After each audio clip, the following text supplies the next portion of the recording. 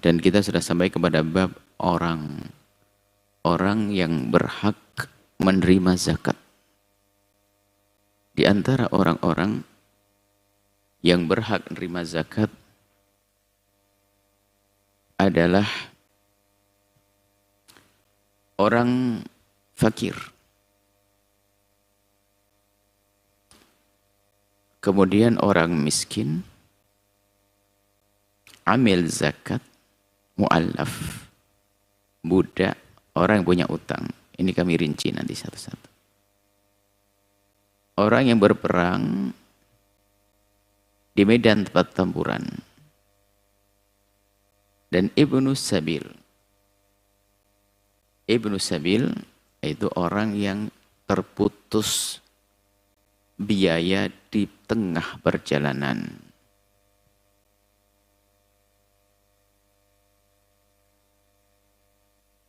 Tentang asnaf, golongan yang boleh atau yang berhak menerima zakat disebutkan di dalam Al-Quran. Innamas sadaqatu lil fuqara wal masakin wal amilina 'alaiha wal mu'allafati qulubuhum wa fir riqab wal gharimin wa fi sabilillahi wa ibnis sabil. Faridatan minallahi wallahu alimun hakim. Sesungguhnya sedekah di sini zakat hanya boleh pakai nama. Jangan dibawa kemana-mana. Karena ini orang yang sangat membutuhkannya. Innamas sadaqatu, hanyalah sedekah itu lil fuqara, untuk orang fakir miskin. Kemudian amil zakat. Amil itu yang bertugas mengambil dan mengeluarkan, membagi zakat. Wal mu'allafati qulubuhum, orang mu'allaf yang baru masuk Islam, yang masih lemah, perlu penguatan. Kemudian budak.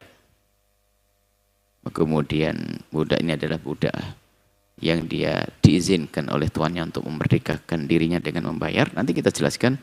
Wal gharimin, dan juga gharim. Gharim itu adalah orang yang punya utang.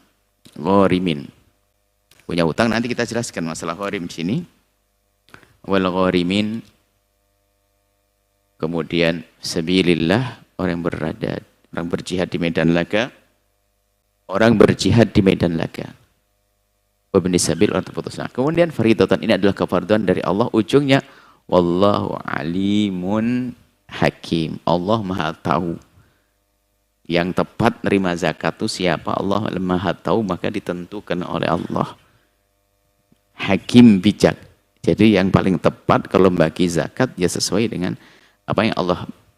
Tidak usah kita mencoba memaknai makna-makna yang beda, nanti akan kita sebutkan. Dimulai ayat ini dengan innama. Innama itu adat hasr. Adat hasr itu adatul hasri, untuk membatasi. Jangan dibawa kemana-mana.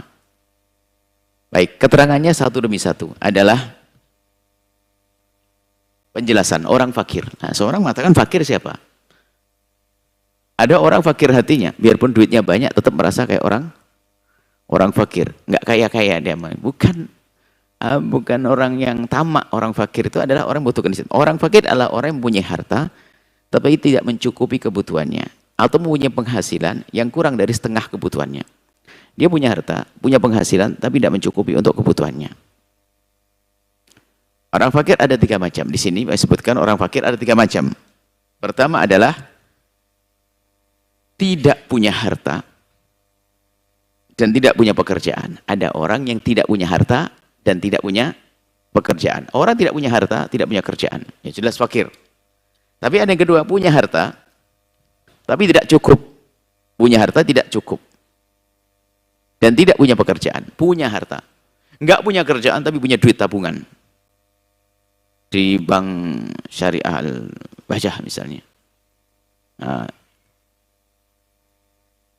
punya duit banyak di situ, cuman nggak punya kerjaan dia. Dan uangnya itu tidak cukup. Jadi dikira-kirakan umurnya orang itu seperti yang disabdakan Nabi adalah antara 60-70. Diperkirakan sampai umur 70, kira-kira cukup enggak kebutuhannya sehari berapa gitu. Kemudian dikalikan sampai umur 70 tahun, berapa tahun lagi. Kalau sekiranya uang itu masih ada, berarti dia dianggap orang yang cukup kaya. Kalau ternyata sudah nggak ada, nggak. Jadi sebenarnya ada ketentuan tentang fakir miskin itu. Kemudian yang ketiga adalah punya penghasilan yang cukup, yang tidak cukup dan tidak punya harta. Punya penghasilan yang tidak cukup. Harta nggak? Nggak punya harta. Nah, sehingga termasuk tempat yang harus ditinggali nggak boleh dihitung, karena itu kebutuhannya termasuk. Tempat tinggalnya jangan dihitung. Jadi selebih dari itu. Sebab tempat tinggal nggak boleh dimakan sama dia. Kalau dimakan, nggak punya tempat tinggal. Baik itu ngontrak atau punya sendiri. Baik, penghasilannya tidak mencukupinya. Sebulan dia perlu 2 juta. Dia hanya punya penghasilan 1 juta atau 1.500.000. Baik, ini adalah gambaran tentang orang fakir. Kemudian fakir di sini juga dilihat dari lingkungannya. Maksudnya fakir orang penghasilan sebegitu itu di kota bisa saja sangat kecil. Tapi kalau di desa bisa sangat banyak. Negara juga beda. Bayangkan tukang pijet. Tukang pijet di Indonesia paling berapa? 50.000. Tapi tukang pijet di Singapura 500.000. Sebab sekali pijet itu $50 Singapura. $50 Singapura 500.000. Jadi cuma biarpun 500.000, biarpun 50, tapi makannya juga mahal di Singapura. Seperti itu. Jadi disesuaikan dengan lingkungannya. Kalau penghasilan sebegitu di lingkungan tersebut sangat cukup, ya dianggap cukup dia. Kalau dengan penghasilan sebegitu di lingkungannya adalah tidak cukup, dianggap fakir dia. Lah ketidakcukupan ini bukan menurut orang yang paling berfoya-foya, umumnya orang. Jadi di desa itu, kalau orang makan sehari perlu berapa sih rata-rata? Dengan beras 1 kilo untuk 3 orang, kemudian lauknya dan sebagainya berapa? Kayaknya terhitung 10.000. Berarti orang bertiga di situ rata-rata penghasilan, kalau penghasilan sehari 10.000 berarti sudah cukup dia. Lebih dari itu maka dia sudah dianggap orang yang bukan miskin lagi. Seperti itu. Jadi penghasilannya tidak mencukupi. Dan kebutuhan bukan untuk orang untuk makan saja. Penghitungannya adalah termasuk kebutuhan sekolahnya, kebutuhan ini masuk di situ. Ternyata untuk kebutuhan kehidupannya yang ada hubungan dengan, bukan untuk beli sesuatu yang haram ya. Bukan untuk yang haram, enggak. Sesuatu yang kebutuhan mereka adalah dihitung. Ternyata hasil penghasilannya tidak cukup untuk itu, maka dianggap sebagai seorang fakir. Orang miskin adalah orang yang mempunyai harta yang tidak mencukupi kebutuhannya atau mempunyai penghasilan yang tidak mencukupi kebutuhannya, tetapi melebihi daripada separuh kebutuhan. Ini adalah perbedaan antara fakir dengan miskin ya. Kalau fakir parah banget. Kalau miskin lumayan, menurut mazhab Syafi'i beda mazhab Hanafi. Kadang dibalik. Mazhab Hanafi membalik. Jadi kalau fakir itu karena disebutkan yang pertama berarti dia lebih butuh. Kalau fakir itu punya kebutuhan, dia penghasilannya tidak sampai separuh kebutuhannya. Kalau miskin, dia punya penghasilan melebihi daripada separuh kebutuhannya, tapi tetap belum cukup. Contohnya, 10.000 sehari. Dia punya penghasilan 6.000, berarti dia adalah miskin. Kalau penghasilannya 4.000, dia fakir. Sama-sama nggak cukup, cuman kalau 6.000 kan sudah separuh kebutuhannya, kalau 4.000 adalah di bawah separuh kebutuhannya. Kemudian setelah itu ada lagi amil zakat. Siapakah amil zakat? Jangan dikit-dikit ada amil zakat, amil zakat. Amil zakat adalah orang yang ditunjuk oleh negara untuk bertugas mengambil serta membagikan zakat. Tukhadhu min amniyaihim wa turaddu ila fi fuqaraihim ila fuqaraihim. Jadi diambil dari orang fakir kaya, dari orang tempat tersebut, kemudian dikembalikan kepada fakirnya orang di tempat tersebut. Yang bertugas mengambil dan membagikannya adalah namanya amil, dan itu ditentukan oleh negara. Bukan kita yang membuat sendiri. Yang membuat sendiri amil-amilan. Kalau saya pakai anda, pakai beneran itu. Enak aja dikit-dikit amil, izin amil, bukan. Kalau yang ada di musola itu bukan, selagi bukan dipilih oleh negara, Negara itu adalah turunannya ke bawah adalah direkomendasi atau direstui oleh Departemen Agama atau badan, mungkin ada badan menangani sisi di situ. Ini tujuannya apa? Agar orang tidak main-main urusan zakat. Kalau amil bisa dibuat sendiri, kacau. Amil. Sehingga, kalau amil dibuat sendiri, anggap saja di tempat tersebut ada duit 1 miliar. Untuk membagikannya pakai amil. Semua orang dijadikan amil. Akhirnya apa? Kong kali diponakannya, ada 16, sepupunya, dan dimasukkan semuanya. Jadi amil, bagi-bagi. Habis, orang fakir nggak dapat. Jadi amil itu nggak seenaknya sendiri. Lalu apa mereka itu? Mereka itu wakil saja. Wakil bukan amil. Wakil membagi zakat. Dia diwakili, ditugasi, dia punya tugas untuk membagi zakat sebagai wakil. Bukan amil. Kalau amil zakat yang ditentukan oleh negara biarpun kaya, dia berhak untuk mendapatkannya. Kaya, dia bos, kemudian jadi pengurus zakat. Dia berhak mendapatkan uang atau mendapatkan dari zakat. Akan tapi cara memberikannya tidak boleh lebih daripada ujratul mithli. Jadi kalau seandainya saya orang kaya ditunjuk sebagai pengurus zakat di sebuah tempat, maka saya berhak mendapatkan zakat sebagai amil. Sebagai orang kaya saya nggak dapat sebagai amil. Lalu berapa persen saya mendapatkan? Bukan pakai persen. Saya berhak mendapatkan zakat di tempat tersebut sesuai dengan keahlian saya. Dinilai seberapa kerjaan saya. Jadi kalau saya kerja sehari biasanya dinilai berapa? Kalau dia 100 ribu, 100 ribu. 5 ribu, 5 ribu, 10 ribu. Sesuai dengan ini. Nah, tapi ini amil-amilan yang dibuat, yang menentukan gajinya dia. Sampai mungkin ketua direktur bank-bankan, atau zakat-zakat dan amil-amilan. Ini ada direkturnya. Direkturnya 100 juta. Waduh, serem nih, habislah. Wakil direkturnya 75.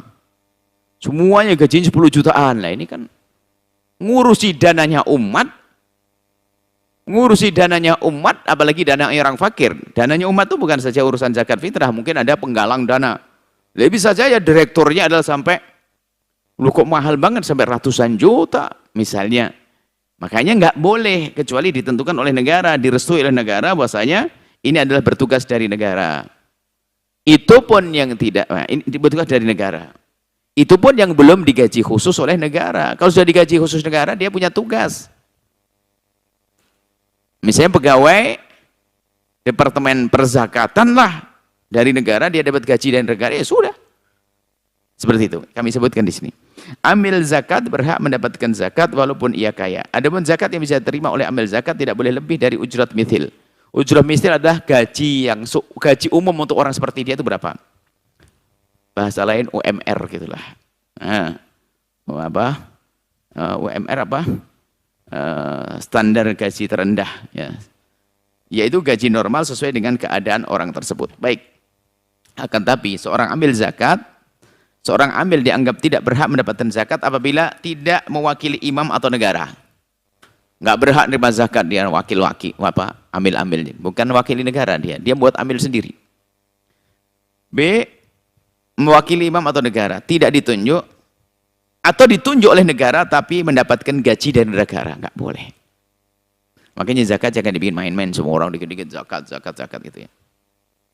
Baik, kemudian catatan, seorang ambil zakat adalah orang atau sekelompok orang yang direstui oleh negara untuk mengambil dan membagikan zakat.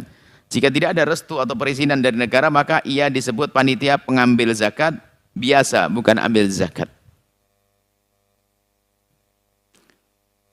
Panitia, dan tidak boleh diambilkan dari zakat sama sekali. Tidak boleh diambilkan dari zakat sama sekali. Sebagai amil. Tapi kalau dia fakir, sebagai fakir dia. Mu'allaf. Mu'allaf adalah orang yang baru masuk Islam. Karena ia dianggap sebagai orang yang perlu kekuatan, dikuatkan hatinya, maka dianjurkan bagi kaum muslimin untuk bisa membantu, menguatkan hatinya dengan zakat untuk kehidupannya saat itu. Dibantu, karena biasanya kalau orang masuk Islam meninggalkan keluarganya, mungkin ada ya namanya keluarganya punya agama, ya merasa anaknya ada yang lepas, biasanya juga mau ngejar, mengusahakan untuk kembali dan seterusnya, sehingga perlu kekuatan mental dan juga kekuatan finansial juga secara materi. Tidak ada batasan seseorang dianggap sebagai mu'alaf. Sampai kapan sih orang dianggap mu'alaf? Nggak ada batasan mu'alaf. Tapi ada ukuran, tidak ada batasan, tapi ada standarnya. Orang bisa saja sampai 3 tahun mu'alaf. Karena apa? Dia masuk Islam di sebuah tempat, nggak ada yang ngajari dan seterusnya. Tetap lemah dia. Tapi ada pendapat tentang batasan waktu mu'alaf. Disebutkan oleh sebagian ulama, yaitu bisa dijadikan acuan untuk mengukur kemu'alafan seorang untuk bisa menerima zakat. Yaitu, lihat, perhatikan.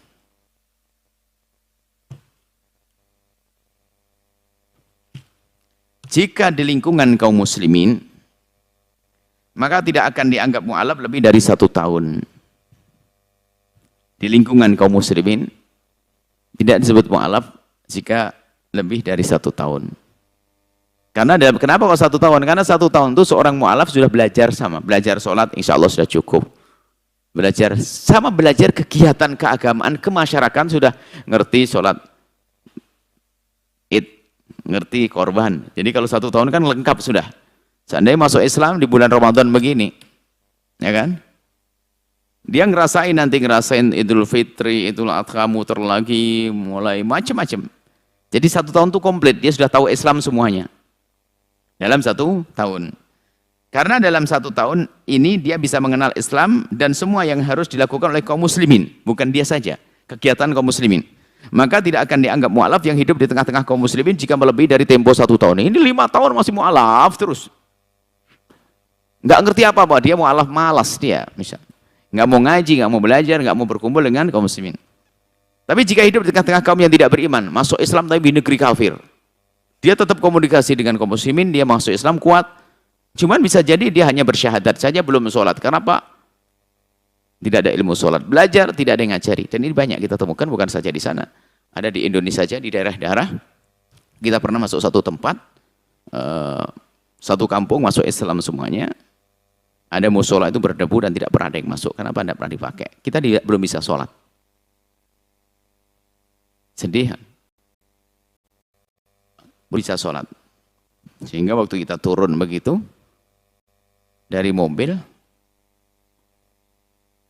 kalau di tempat kita kan ayam, babi. Babi langsung keliling di samping mobil kita. Waduh, serem ini babi. Tapi muslim orangnya. Alhamdulillah masih beriman mereka. Biarpun masih berurusan dengan babi dan sebagainya. Kenapa dia begitu? Karena belum ada yang ngajar. Nah, itu perlu diprogram begitu. Kalau orang dari luar masuk ke dalam tempat tersebut, belum tentu sabar. Tapi perlu kita membawa orang bawa keluar. Dan itu juga berjalan program dengan beberapa orang-orang yang kita kenal. Tidak sholat. Nah ini, kalau orang di lingkungan begitu, ya masih mu'alaf terus ya. Dia berhak nerima zakat atau kekuatan mereka. Karena apa? Lingkungannya. Lingkungannya tidak bisa belajar, dia lingkungannya bukan lingkungan yang banyak ilmu. Dia nggak bisa sholat. Jumatan, ada musholanya. Kita melihat betul waktu itu. Jika hidup di tengah kaum yang tidak benar, maka bisa jadi dia dianggap mu'alaf di sepanjang kehidupannya. Karena dalam keterasingannya tersebut, dia perlu dukungan, baik secara materi dengan zakat atau ilmu untuk mengenal agamanya lebih dalam. Catatan. Untuk dinyatakan seorang mu'allaf bisa mendapatkan bagian dari zakat harus setelah pembuktian yang serius dan benar, bukan sekedar mengaku-ngaku. Harus ada pembuktian, bukan orang datang saya mu'allaf. Artinya tidak setiap orang yang menyatakan dirinya mu'allaf serta-merta kita anggap berhak mendapatkan zakat. Waspadaan harus benar-benar kita hadirkan khususnya di tengah-tengah kaum muslimin. Bahkan ada sebagian ulama dalam madhab Hanafi dan Maliki meniadakan adanya bagian zakat untuk orang mu'alaf yang berada di tengah-tengah kaum muslimin. Bayangkan. Karena sudah orang mu'alaf di tengah kaum muslimin nggak berhak menurut madhab Hanafi. Jadi mu'alaf yang masih di lingkungan mereka yang perlu penguatan. Kita kirim duit biar dia kuat di sana. Karena mungkin dia masuk Islam tapi belum bisa hijrah. Ada urusannya dengan paspor segala macam. Baik, seperti itu. Itu mu'alaf. Kemudian, budak. Budak seperti apa yang berhak mendapatkan zakat? Yang dimaksud budak di sini adalah budak mukatab. Budak mukatab. Budak mukatab yang ada mukatabah. Mukatab itu adalah budak yang telah bersepakat dengan tuannya untuk membebaskan dirinya dengan membayar sejumlah harta kepada tuannya dengan diberi kebebasan untuk mencarinya. Contoh begini, seorang budak, sang tuan mengatakan, hei budakku, aku akan merdekakan engkau dengan catatan kau bayar, kau tebus dirimu dengan 10 juta dan aku bebaskan engkau mencarinya. Mukatab, ada kesepakatan dengan tuannya. Akhirnya, sebab begini loh kaidahnya, budak seseorang itu kalau bekerja cari duit, duitnya untuk tuannya, bukan untuk dia. Budak itu bekerja biarpun dia mendapatkan duit, tetap uangnya adalah untuk tuannya, bukan untuk dia sendiri. Dia tidak punya apa-apa, budak itu. Budak tidak punya apa-apa, tidak punya hak milik sama sekali. Budak itu dimiliki, bukan memiliki.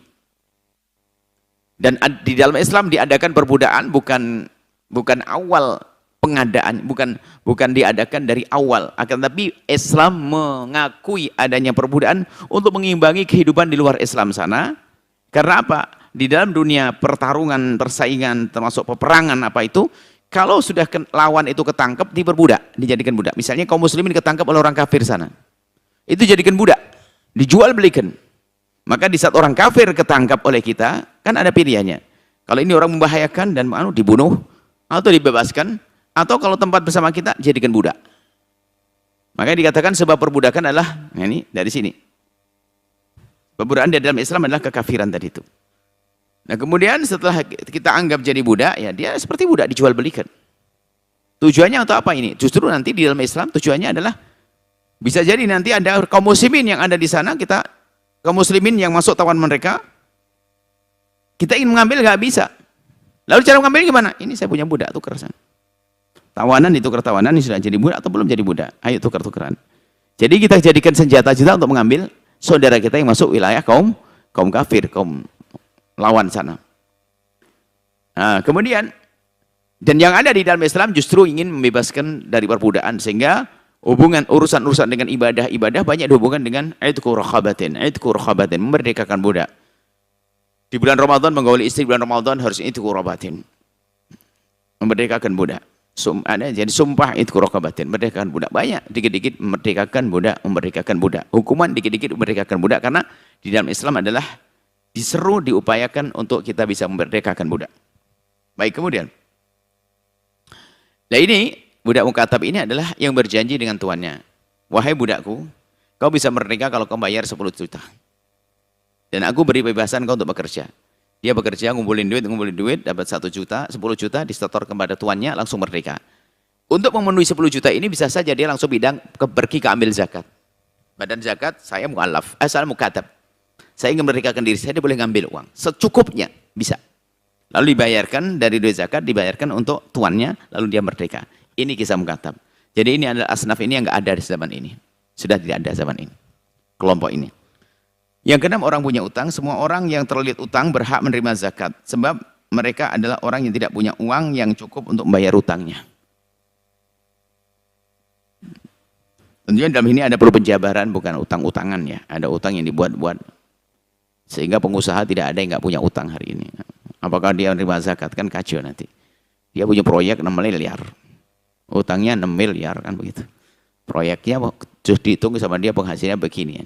Jadi utang yang kelilit utang untuk kebutuhan-kebutuhannya, kesibukannya itu. Jangan dibuka lebar juga nanti kan kacau, nanti semua orang mengatakan sudah kaya raya dia. Dia hanya kebetulan saya ini ngutang. Siapa yang nggak punya utang? Pengusaha punya utang semuanya.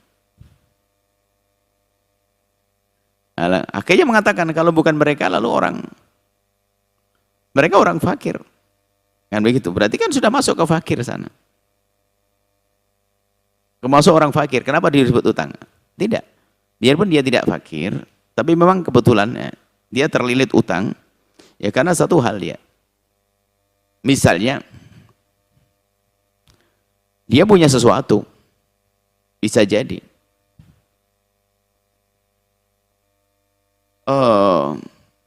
Kekayaan. Tapi tidak bisa digunakan dan sebagainya. Sehingga untuk kebutuhannya dia sampai harus ngutang. Kita gambarkan nanti supaya punya gambaran ringkas seperti nanti setelah itu Ibnu Sabil. Orang yang terputus di tengah jalan, biayanya terputus. Contoh, Anda orang kaya, jangan dibayangkan hari ini ada ATM. Zaman dulu, perjalanan dari Jakarta naik bendi atau kuda dengan kuda. Anda orang kaya, bebas cakep. Dengan Masya Allah, di perjalanan, Anda orang kaya di Surabaya sana, pergi ke Jakarta naik kuda sama kereta kudanya yang bagus, yang cantik, kereta kencana, kereta macam-macam. Di tengah perjalanan, subhanallah, uang Anda hilang. Tidak punya apa-apa. Padahal di Surabaya dia punya kebun luas, sapinya ribuan. Cuman nggak bisa dipakai di sana. Maka sepanjang di perjalanan di Tegal kehabisan duit dia. Bagaimana? Dia bisa datang ke tempat zakat untuk minta mengambil sebagai apa? Uang apa tadi? Uang Ibnus Sabil. Seberapa banyak?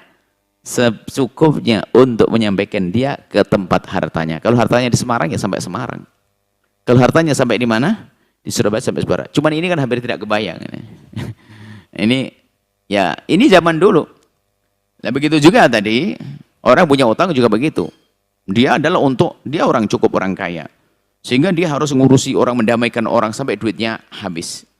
Ya, sehingga yang digunakan untuk kebutuhan sudah nggak ada lagi. Kecuali harta-harta yang nggak bisa dipakai, misalnya sisa tanah, sisa ini.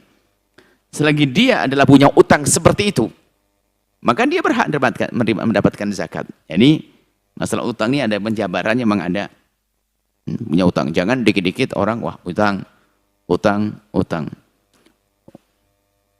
Dan seseorang bisa jadi punya utang tapi dia wajib bayar zakat juga. Satu sisi dia punya utang tapi dia wajib bayar zakat. Kan begitu. Punya toko. Toko itu adalah modalnya beli pinjam uang 200 juta. Berputar toko 1 tahun. Dia punya utang 200 juta. Toko itu berputar 1 tahun, ternyata nilainya di toko tersebut melebihi dari 1 nisab. Maka wajib mengeluarkan zakat.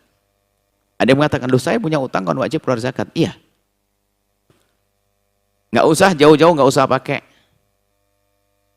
toko, anggap saja saya pinjam uang Anda 200 juta, saya simpan di kotek saya atau di lemari 200 juta, saya pinjam, bukan Anda nitip. Kalau Anda nitip saya tidak keluar zakat. Anda menitip Buya, saya titip uang kepada Buya, ini saya nggak wajib keluar zakat.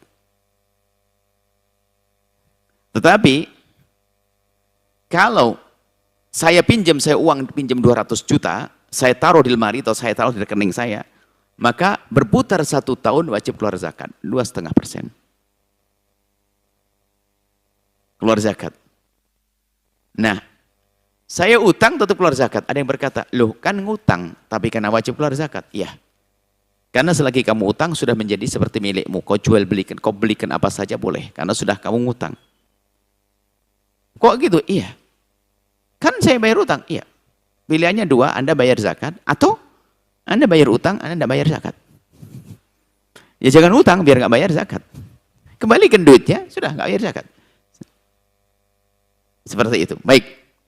Untuk orang yang berperang di medan pertempuran, mungkin kita batas di sini atau selesaikan masalah fisabilillah. Ini juga jangan dibuka nih, karena di permulaan ayat zakat pakai innama, hanyalah mereka ini dibatasi. Orang yang berperang di medan pertempuran adalah orang yang turun ke medan laga untuk berperang membela agama dan dia tidak mendapatkan gaji dari pemerintah. Biarpun kaya dia berhak mendapatkan zakat.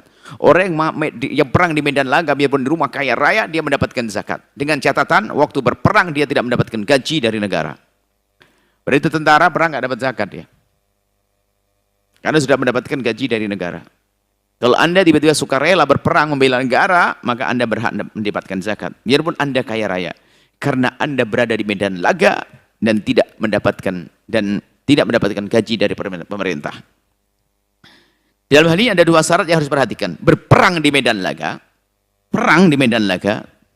taruhannya nyawa. B, tidak mendapatkan gaji dari negara. Yang tidak memenuhi kedua syarat tersebut tidak berhak mendapatkan zakat. Jangan dibuka-buka. Fisabilillah diperluas nanti.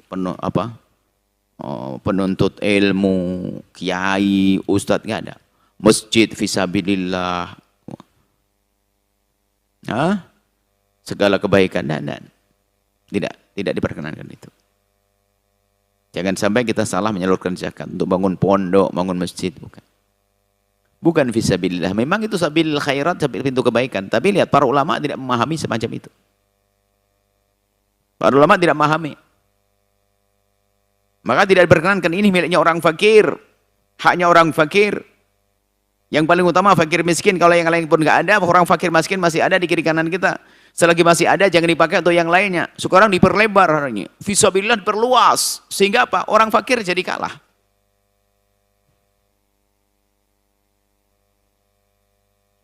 Ustadz dianggap masuk fisabilillah. Wah, jihad, karena ustadz tiap hari kan jihad, dakwah, jihad. Dapat zakat. Waduh. Di sampingnya orang fakir. Padahal yang lebih berhak orang fakir. Coba kalau orang kaya, di saat dia yakin, tahu bahwasanya si ustadz berhak menerima zakat, si fakir menerima zakat, coba berapa ngasih? Ngasih ustadz Pak 5 juta, orang fakir 50 ribu. Orang fakir 50 ribu, mana fakir? Ustadznya 5 juta. Ini kan kacau, bahaya banget ustadz. Kalau ustadznya fakir berhak menerima zakat.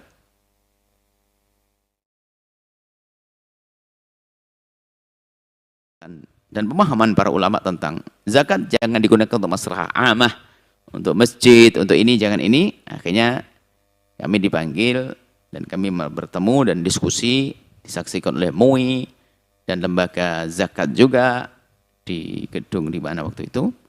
Dan juga masih diabadikan itu diskusinya 2,5 jam. Dan sehingga ada satu buku yang kami hadirkan, yaitu Kashful Ghummah dalam bahasa Arab fi Sarfil Zakah lil Masalih Amah. Itu ada bukunya. Dan kami senang, jadi memang begitulah kebiasaan ahli ilmu itu, kalau tidak setuju, tidak ribut, akan tapi diundang. Yang kebetulan waktu juga dihadiri Ketua MUI, biarpun Pak karena hajat di pertengahan beliau meninggalkan tempat. Tahun berapa waktu itu. Jadi ada, senang begitu. Dalam catatan buku kami jelaskan bahwasanya 4 madhab tidak memperkenankan membangun masjid dari duit zakat, bangun pondok dari duit zakat. Maka diutamakan fakir miskin. Nah baik, jangan dibuka ya. Masalah fisabilillah diperlebar. Kalau fisabilillah diperlebar, yang lain nggak dapat. Fakir miskin pun kalah. Dikit-dikit fisabilillah. Kemudian Ibnu Sabil, orang tadi kita sampaikan, yang terputus di tengah jalan bekalnya, nggak punya bekal di tengah jalan, dia boleh berhak menerima zakat. Misalnya di perjalanan sini, kita ada badan amil zakat. Ada orang, Pak, saya kehabisan bekal dan sebagainya. Setelah terbukti benar, maka dia berhak menerima zakat. Cuman ada orang bohong. Repot bohong. Suatu ketika ada orang sakit. Di saat kita tidak ada zakat, bayangkan, sakit. Katanya sakit, naik beca. Kemudian ada selang masuk ke perutnya begitu. Kan serem banget. Terus gantung infus. Kaget saya. Akhirnya kita ngomong, kalau orang begini, anak-anak, waktu itu masih di Karangjala. Kalau kita tolong di sini, kita zalim. Rumah sakitnya mana? Ayo kita lihat. Katanya nginep di rumah sakit. Rumah sakitnya mana? Ayo kita suarakan untuk ngarawat dia. Sampai masa untuk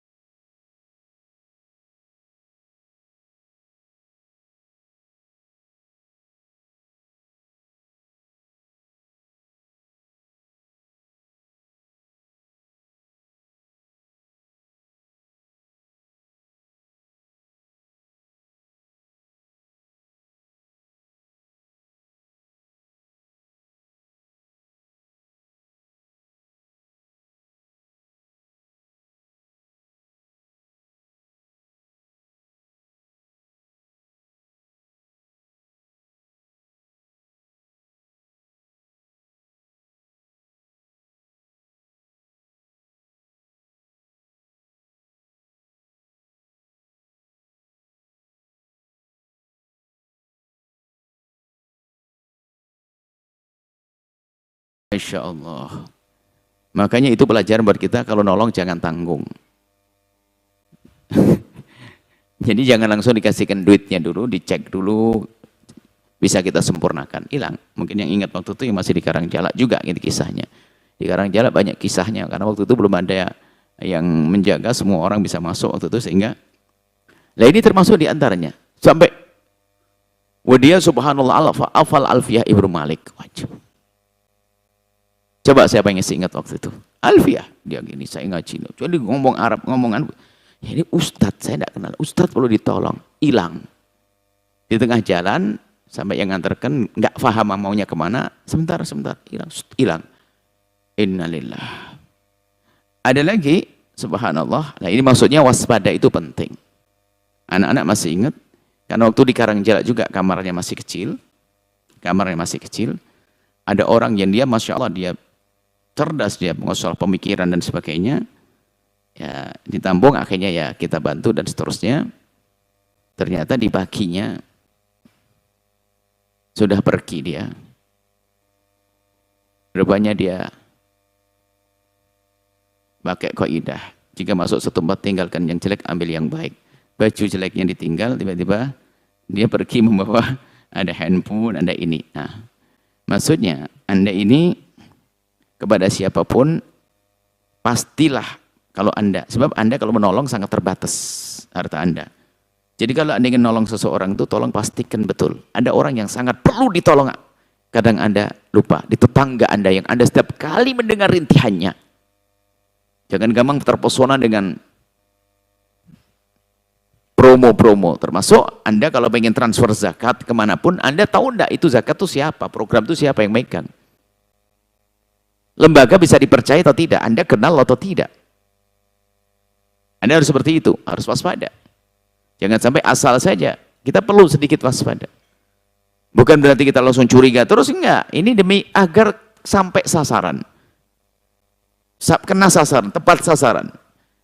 Kalau orang tidak berhak kemudian Anda berikan, wah kan yang berhak fakir miskin. Hari ini fakir miskin kita tidak kekurangan fakir miskin. Kita kaya raya fakir miskin kita. Coba Anda ke rumah sakit, jangan rumah sakit yang mahal itu. Rumah sakit yang murah, yang mendapatkan bantuan dari negara itu, lihat.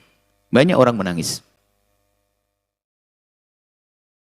Itu yang sakit mendapatkan bantuan dari negara, yang jaga itu meninggalkan kerjaan yang gajinya hanya 60.000 sehari. Ditinggalkan demi menjaga ibunya yang sakit. Setelah itu akankah kita rela menggunakan duit zakat untuk bangun pondok? Hamba Allah, dengar ini. Anda kiai bangun pondok sementara ada orang fakir yang seperti itu. Ada yang meninggal dunia, ibunya belum bisa membayar. Ibunya meninggal dunia. Sudah berobat, nghabiskan duit ini dan sebagainya. Belum kebayar utangnya dan sebagainya. Masih banyak. Kita kaya orang fakir. Makanya jangan sampai ada salah meletakkan zakat. Makanya tolong waspada, benar-benar cek kembali zakat itu. Dan sering itu, Masya Allah. Suatu ketika juga saya tidak kenal. Ada orang katanya rumahnya hancur. Rumahnya hancur dan sebagainya. Rumah hancur di sini, nginep semalam di sini, cerita rumah hancur, di situ ada ibu saya dan sebagainya. Anjib, dikasih alamatnya, yang kita suruh nyari alamat, stres, gak ketemu semuanya, pusing. Dari sini orangnya dari Jawa, dari timur sana, Jawa Tengah atau Jawa mana itu, katanya setiap ada banjir langsung runtuh rumah saya, ibu saya. Modelnya kesannya memang orang pakai kopiah, bajunya putih, bagus dan sebagainya, minta pertolongan. Kita nyuruh orang di sana, nggak ketemu. Bukan kami nakut-nakuti Anda berbuat baik. Maksudnya apa? Peduli kepada fakir miskin dengan serius, itu penting.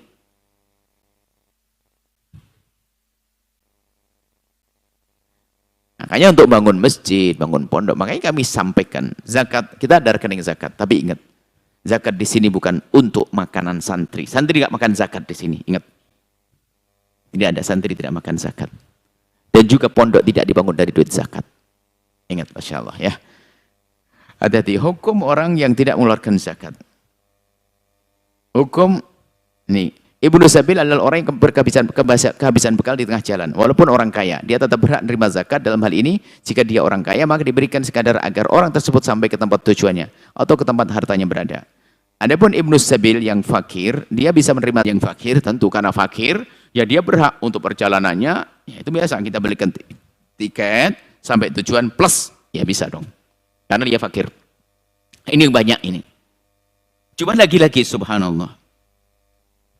Ini pernah juga masalah ini mana? Dibelikan tiket. Ditunggu. Hah? Tiketnya dikasihkan.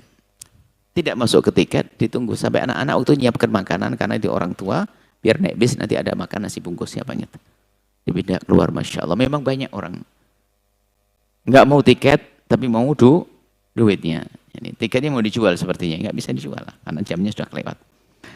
Maksudnya betul-betul waspada, jangan sampai kita zalim. Ya Anda sebagai penyalur zakat, ngurusi zakat harus waspada, hati-hati.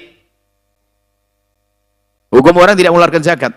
Hukum orang tidak mengeluarkan zakat adalah dosa besar. Jika dia meyakini bahwa zakat itu tidak wajib, maka dia murtad. Akan tapi jika dia masih meyakini bahwa zakat itu wajib, maka dia masih dihukumi beriman. Dalam hal ini ada dua macam. Jika sifatnya perorangan, orang nggak membayar zakat, sifatnya perorangan, maka yang punya kewenangan, hakim bisa langsung mengambil zakat dari hartanya dengan cara paksa. Sita dari kekayaannya, dipotong untuk zakatnya. Kalau memang orang per orang. Tapi jika sifatnya berjamaah nggak bayar zakat, maka boleh diperangi. Seperti Sayyidina Abu Bakar Siddiq merangi Bani zakat. Mana Sayyidina Abu Bakar mana'uni iqalan ad-dawha fi zaman Rasulillah, la harabtuhum la qataltuhum. Kalau ada orang yang nggak mau bayar zakat yang pernah dibayar pada zaman Nabi, akan aku perangi. Jika sifatnya apa, maka mereka boleh diperangi. Sebagaimana yang telah terjadi di zaman Sayyidina Abu Bakar Siddiq, menjadi pelajaran bagi yang lainnya. Karena ini untuk kemaslahatan umat. Bayangkan, nggak bayar zakat secara kelompok diperangi. Gimana kalau secara kelompok salah nyalurkan zakat?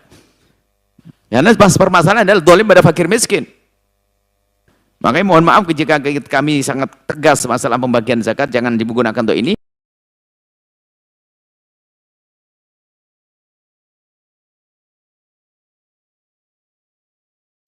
Banyak alasannya. Adapun kalau masalah empat madhab. Kemudian lihat, bagi ulama yang memfatwakan boleh masalah amah, itu kebanyakan bukan orang ulama, bukan orang yang hidup di negara-negara seperti kita. Banyak di negara-negara maju seperti Kuwait yang nggak ada orang fakir, Qatar yang jadi orang-orang maju, yang orang Kuwait kayak Kuwait waktu itu di mana lagi. Yang jelas itulah pendapat para ulama. Kita sebutkan 4 madhab, tidak ada yang mengatakan boleh untuk kemaslahatan atau masjid atau pesantren. Baik, penjahat dalam zakat. Ingat pungkasannya, penjahat dalam zakat ada 3. Dalam urusan zakat ada kejahatan yang harus cermati, agar setiap dari kita waspada dan tidak menjadi penjahat tersebut. Ingat, serem banget ini judulnya, penjahat dalam zakat. Pertama, orang yang sudah wajib membayar zakat lalu tidak bayar zakat. Yang kedua, orang yang tidak berhak mendapatkan zakat lalu mengambil zakat. Ngaku-ngaku dia berhak menerima zakat, padahal dia tidak berhak menerima zakat. Yang ketiga ini, pengurus. Orang yang bertugas mengumpulkan dan membagikan zakat lalu salah dalam mengambil dan menyalurkannya. Mengambilnya bisa salah, bukan menyalurkannya saja. Sekarang ada panitia zakat tamak dengan miliknya orang. Dikit-dikit zakat. Orang jual aset, wajib keluar zakat. Allah. Anda punya tanah, Anda jual 10 miliar, didatangi bayar zakat. Zakat apa? Kan 10 miliar, biarpun banyak, kenapa memang? Terus tiba-tiba kena zakat ajib, kayak pajak jadinya. Pegawai negeri atau seorang pegawai di sebuah perusahaan gajinya cuma 4 juta, 5 juta, kena zakat profesi. Bagaimana? Ayo. Jadi mengambilnya pun juga nggak boleh zalim. Ini penjahat juga. Saya tegas itu, jangan zalim kepada orang kaya, juga jangan zalim kepada orang fakir. Ini masalah hukukun nas, harta itu adalah haknya manusia, harus hati-hati.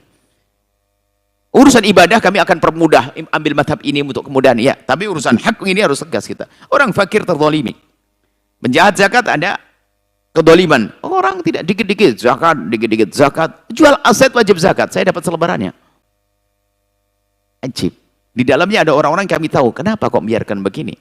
Anda jual aset bukan jual beli, yang wajib zakat ada jual beli. Anda beli rumah, Anda jual lagi, Anda beli, Anda jual, Anda jual beli, wajib zakat jual beli. Ini rumah pusaka mau diwaris kemudian dijual dapat 15 miliar kena zakat. Seneng ini tukang zakat ini. 250 juta kali 15. Wah, padahal enggak. Kalau mau sedekah, iya sih sedekah, tapi jangan atas nama zakat dong. Dari sisi mana mengambil zakat? Aset, jual aset wajib zakat. Kami sedih kan? Kemudian di sisi lain, sudah begitu, ngambilnya salah, nyalurkannya juga salah. Lengkap kesalahan diambil oleh panitia zakat yang tidak belajar. Ini kan zalim. Makanya kami katakan penjahat zakat ada 3 penjahat zakat. Sudah wajib bayar zakat, nggak mau bayar zakat. Nggak berhak terima zakat, sekarang ngaku-ngaku. Coba aja di kampung itu. Di saat hari-hari tertentu, wah sok foya-foya, gayanya kayak orang kaya. kayak motor, kayak baju, pamer handphone segala macam. Giliran pembagian zakat fitrah, waktu Pak RT mendata, dia nggak kedata, marah, padahal dia sok paling kaya kemarin. Ajib, marah dia Pak RT. Loh, kenapa kok saya nggak dapat? Masya Allah. Giliran pembagian zakat langsung jadi orang fakir. Besok sombong, kayak orang kaya ini. Lihat, ini problem orang nih. Pembagian zakat marah-marah sampai Pak RT-nya tanya, gimana Bu ya? Marah-marah dia. Marah gimana? Bukankah dia orang kaya? Iya, makanya saya bingung. Dia motornya gonta-ganti, pamer ini, masa istrinya gelangnya banyak ini. Tapi karena wah ini kacau ini. Ingat, bahkan kami himbau, jadilah Anda orang yang membayar zakat. Jangan mau menerima zakat. Amin. Berarti Anda bukan orang yang kehilangan, bukan orang fakir, bukan orang punya utang, kan begitu ya? Tapi Anda orang, bayar zakat. Itu dong, senengan bayar zakat, seneng terima zakat. Orang yang tidak berhak nerima zakat, lalu nerima zakat, sebenarnya dia niat, ya Allah jadikan saya fakir nyungsep biar dapat zakat. Ayo. Ini saja insya Allah. Menyaksikan video ini, jangan lupa berselawat kepada baginda Nabi Muhammad sallallahu alaihi wa alihi wa sahbihi wasallam.